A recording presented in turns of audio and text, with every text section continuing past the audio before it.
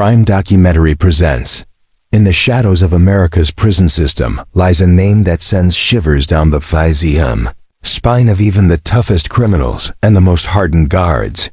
A man who lived behind steel bars, yet somehow managed to wield more power than most free men outside. His name Thomas Silverstein.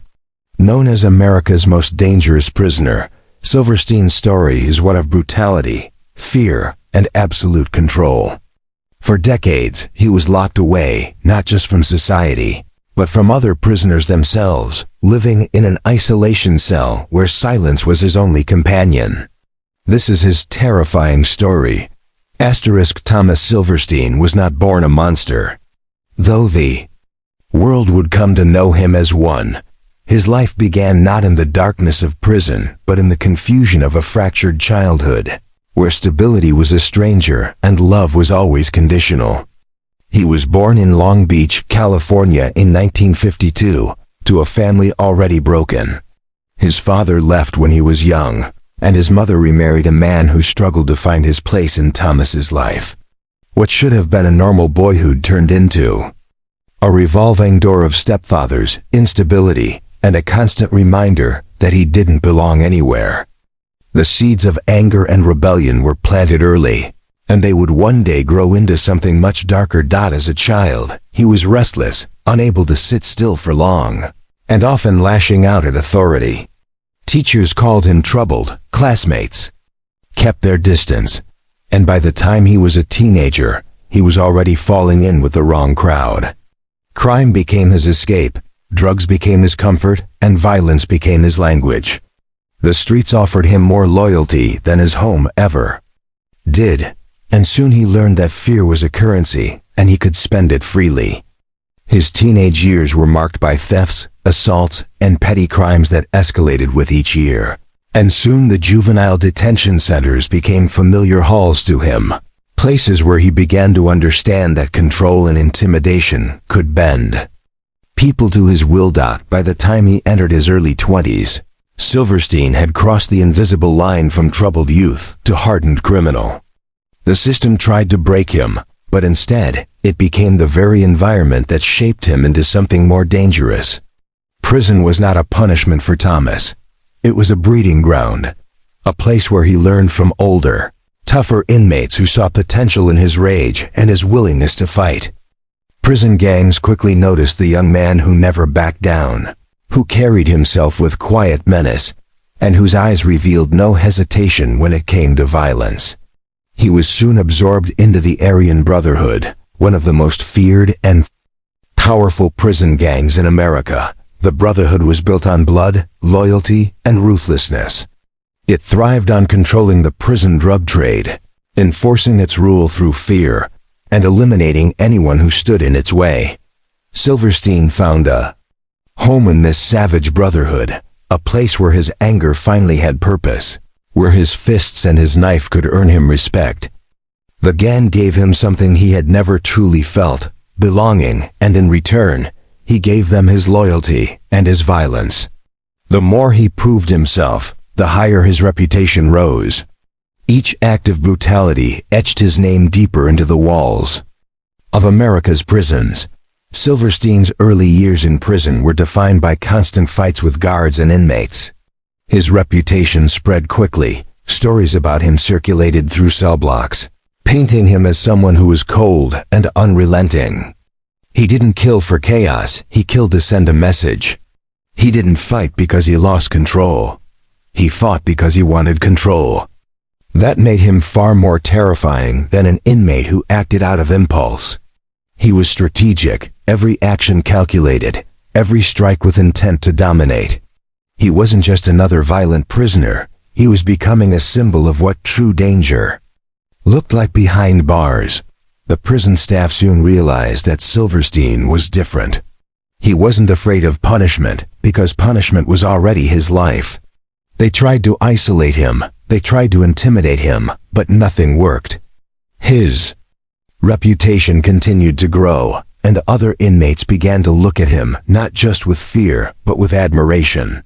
He was proof that even inside the most controlled system, A man could rise and wield power if he was ruthless enough. The Aryan Brotherhood benefited from his rise, and so did he. Every stabbing, every fight, every drop of blood shed for the gang added to his myth. It wasn't long before Silverstein became known across multiple prisons, his name whispered among inmates like a warning. He wasn't the biggest man physically, but his presence filled any room he walked into. His silence was intimidating, his stare alone enough to make weaker men fold. Guards began to fear him not just because of what he had done, but because of what he might do.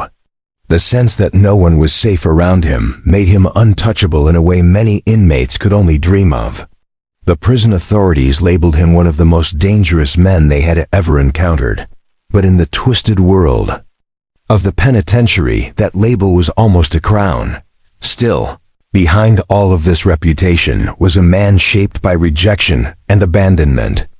His childhood had stripped him of empathy. His teenage years had taught him that survival depended on strength. And his adult life in prison reinforced the idea that fear was the ultimate weapon. Silverstein did not create the rules of the world. He lived in, but he mastered them. He became what the system had trained him to be, an apex predator in a world where only predators thrived. And as his story grew darker, one truth became clear. Thomas Silverstein was no longer just an inmate. He was becoming a legend inside the prison walls. A legend built not on redemption or change, but on violence and the fear he inspired in everyone around him. What made Silverstein truly feared wasn't just his brutality. It was his cold, calculated patience. In the violent ecosystem of prison where tempers exploded daily and chaos was common, Silverstein's ability to bide his time and strike with precision made him a ghostly figure, one who haunted both inmates and guards. His reputation was already solidified within the Aryan Brotherhood, but in 1983, it transformed into something darker, something that would shake the entire prison system to its very core. That year, inside the walls of the federal penitentiary at Marion, Illinois, Silverstein carried out a murder that made him infamous not only among criminals but also within the highest levels of the government. Marion was supposed to be escape-proof, violence-proof, a prison designed to hold the worst of the worst. But even in such a place, Silverstein showed that no system could fully contain the wrath of a man willing to risk everything. Officer Clutts, a veteran guard, had become Silverstein's constant shadow. Clutts believes Silverstein was too dangerous to be left unchecked, so he monitored him, restricted him, and tightened the rules around him. For Silverstein, this was not just a man doing his job. This was an enemy, someone who had singled him out and stripped him of the limited control he had left inside his tiny world. To a man like Silverstein, whose existence thrived on dominance and fear, that was an unforgivable offense. Over days and weeks, Silverstein studied Clutts. Every movement, every routine, every blind spot. He knew that patience was the weapon that made his violence more terrifying than the impulsive rage of other inmates. He waited until the moment was perfect. Then, on October 22, 1983, Marion's illusion of control shattered. With the help of fellow Aryan Brotherhood members, Silverstein ambushed Officer Clutts. In a swift, horrifying attack, he stabbed the guard repeatedly, taking his life in one of the most secure prisons in America. It wasn't just murder. It was a declaration, a message to every guard and prisoner alike that Silverstein feared no one, not even the men in uniform who thought they held power over him. The news spread like fire. Within hours, the federal prison system was in shock.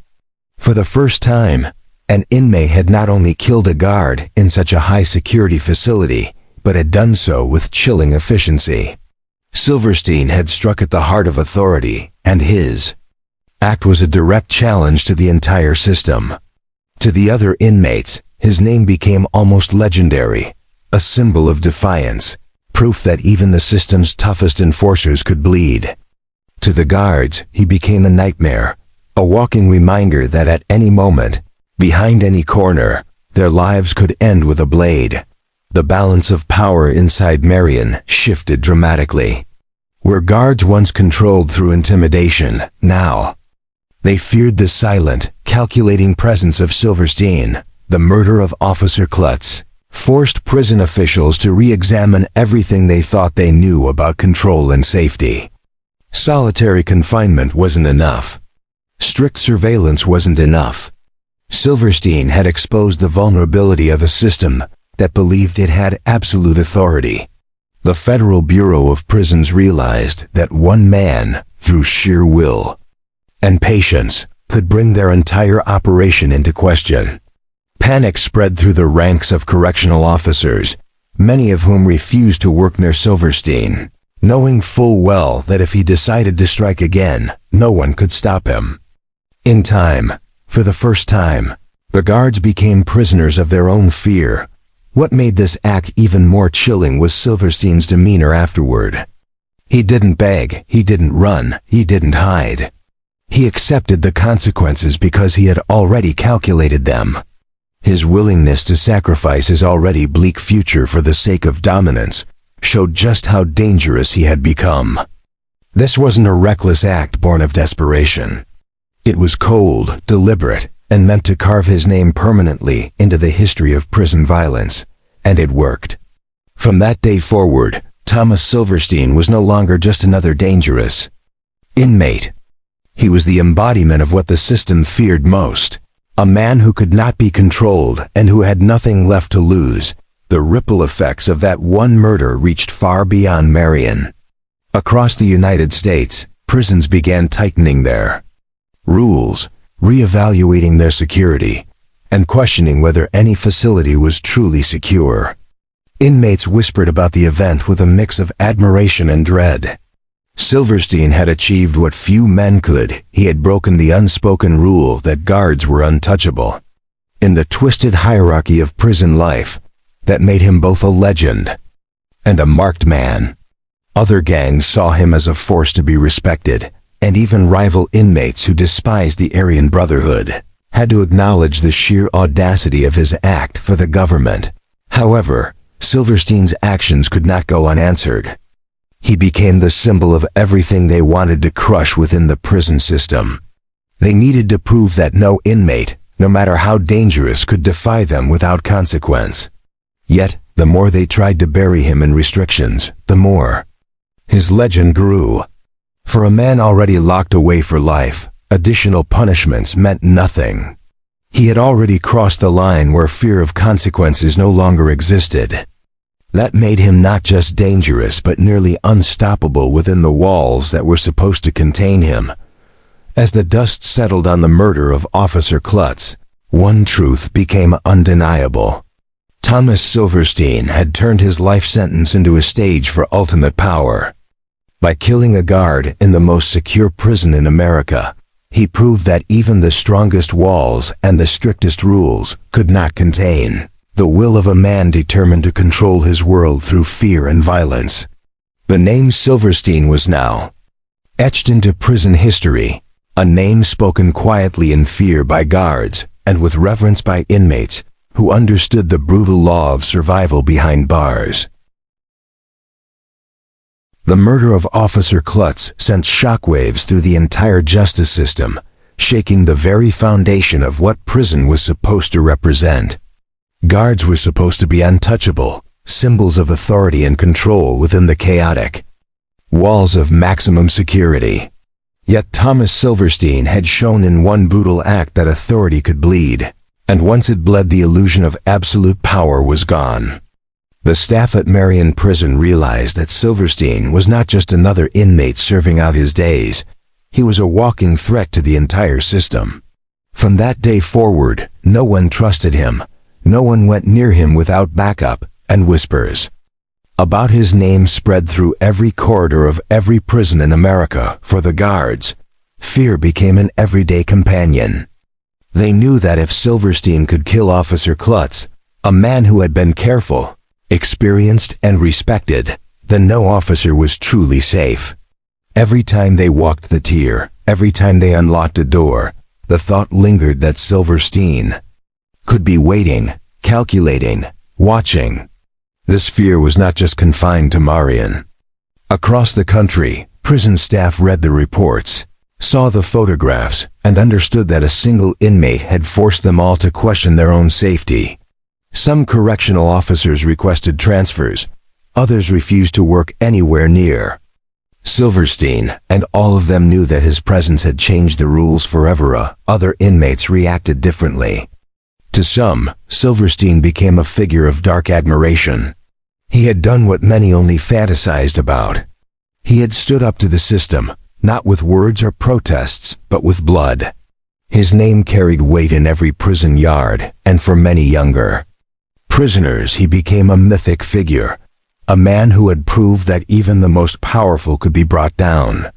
Yet admiration was always mixed with fear, because Silverstein was not a man bound by ordinary limits. He didn't kill out of rage that came and went. He killed with purpose, and that made him unpredictable. Even inmates who respected him kept their distance, knowing that being too close to him could make them targets. The government's response was swift and unrelenting. They could not allow Silverstein's act to stand as a symbol of weakness, so they created a new system specifically designed to break him. If ordinary solitary confinement was not enough, then something harsher, something colder, something almost inhuman would have to be built. And so Silverstein was placed in what became known as no human contact confinement.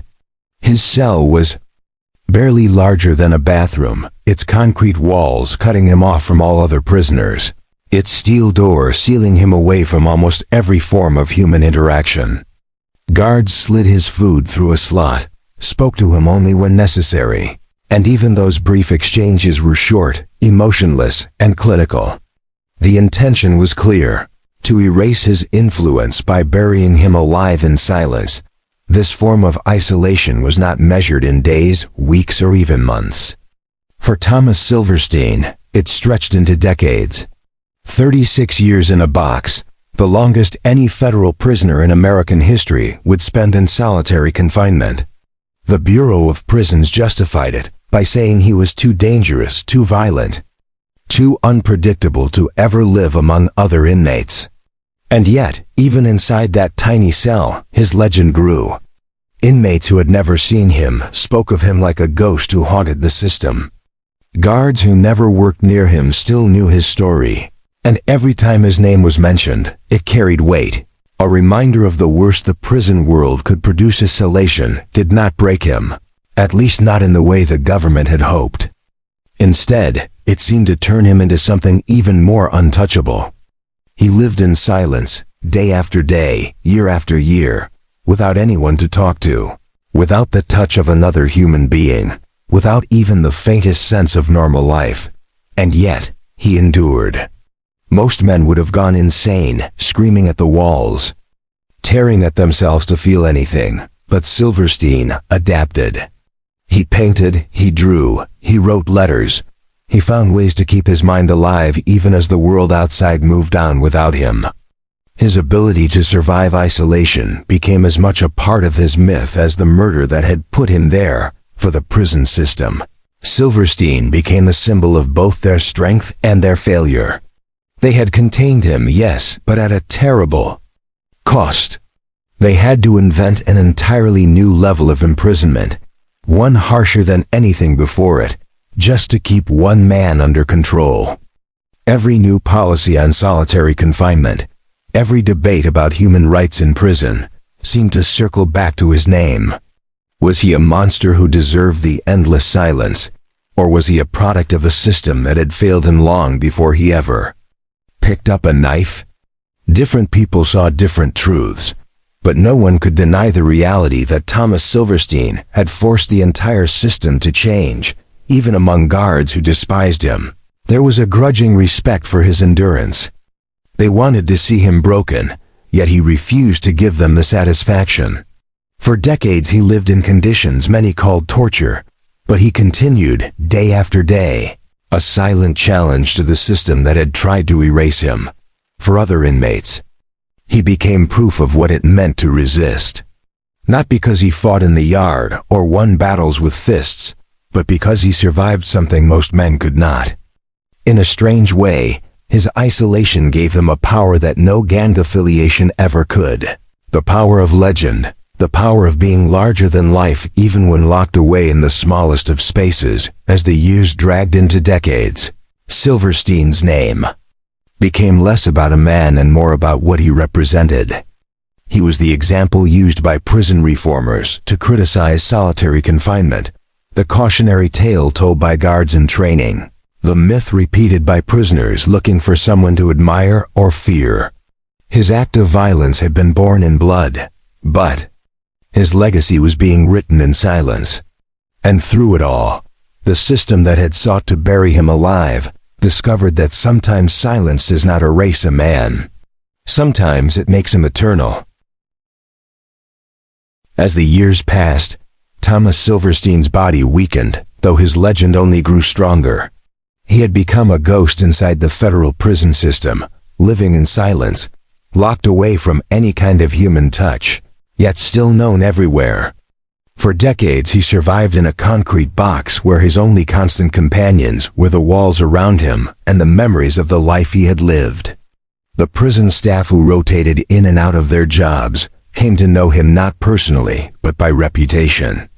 Whispers about the man who had murdered a guard in the most secure prison in America and had been buried in solitary confinement for it. Younger guards looked at him as a cautionary tale, a reminder of how dangerous a prisoner could become, while older guards remembered the fear that once spread through every corridor when his name was spoken. Even as his hair turned gray and his body lost its strength, the fear and fascination he inspired never truly faded. Silverstein often spent his days painting, sketching, and writing, small outlets to keep his mind alive as the hours bled into days and the days into years. In letters he occasionally wrote, he described the crushing loneliness, the silence that pressed down on him, and the way time seemed to have no meaning.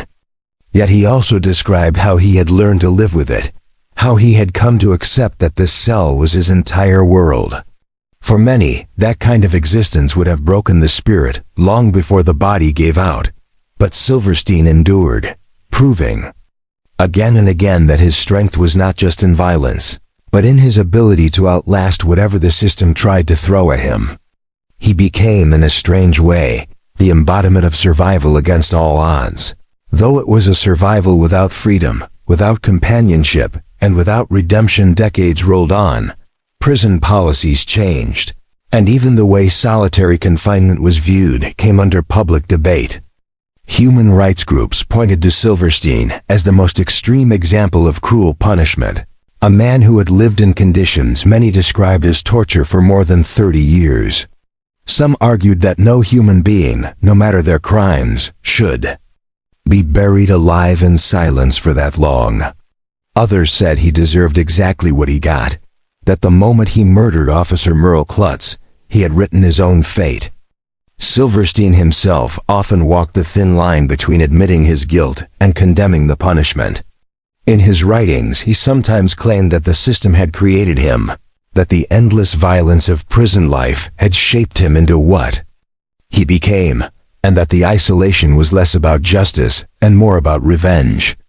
Still, he carried his legend quietly, without dramatic outbursts, as though he knew that simply by existing in his box, he was already making his statement. In 2019, after nearly 36 years in solitary confinement, Thomas Silverstein's time finally came to an end.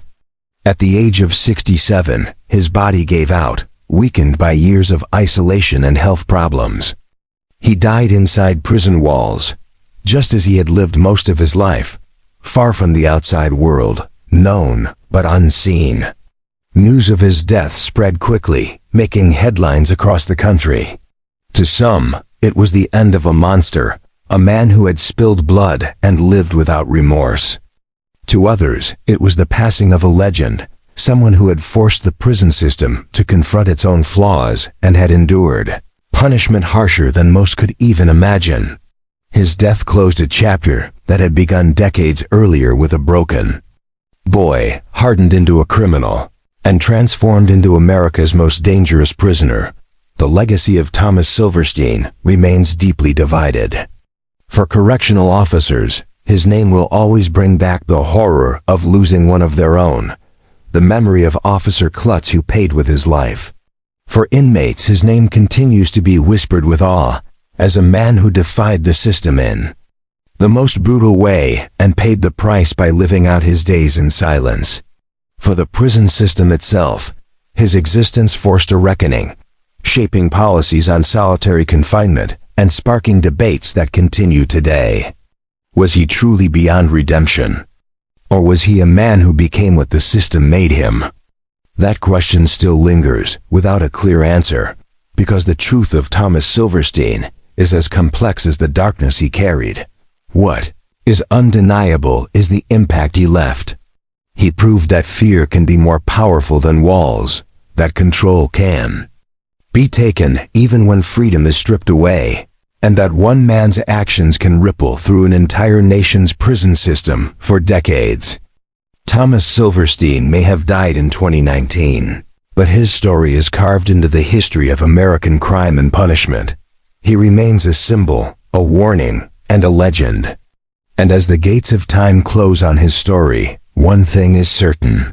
Sometimes the most dangerous men are not those roaming the streets, but the ones locked away in the darkest corners of America's prisons, where silence hides their names but never erases their shadows.